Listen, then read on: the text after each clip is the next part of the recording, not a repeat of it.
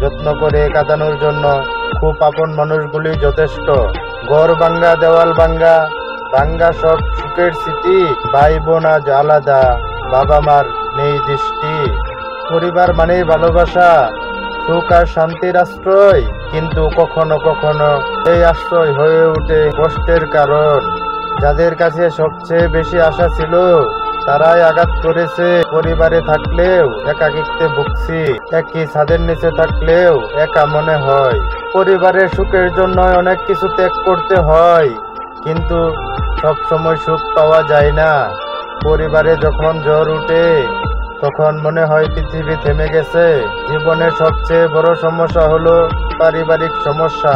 পরিবারের সুখের জন্য অনেক ত্যাগ স্বীকার করতে হয়, কিন্তু সব সময় সেই ত্যাগের মূল্য পাওয়া যায় না। পরিবারের ভালোবাসা না থাকলে জীবন যেন রুক্ষ, শুকনো মরুভূমির মতো।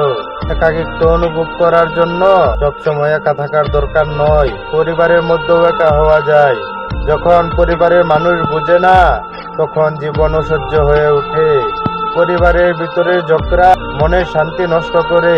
যারা আপনার সবচেয়ে কাছের মানুষ তারাই আপনাকে সবচেয়ে বেশি কষ্ট দিতে পারে। রক্তের সম্পর্ক মানেই ভালোবাসা, তাই সবাই মানুষ, সমাজ বা পরিবারের দেওয়া কষ্ট নিয়ে সমাজের মাঝে উঠে দাঁড়াতে পারে না।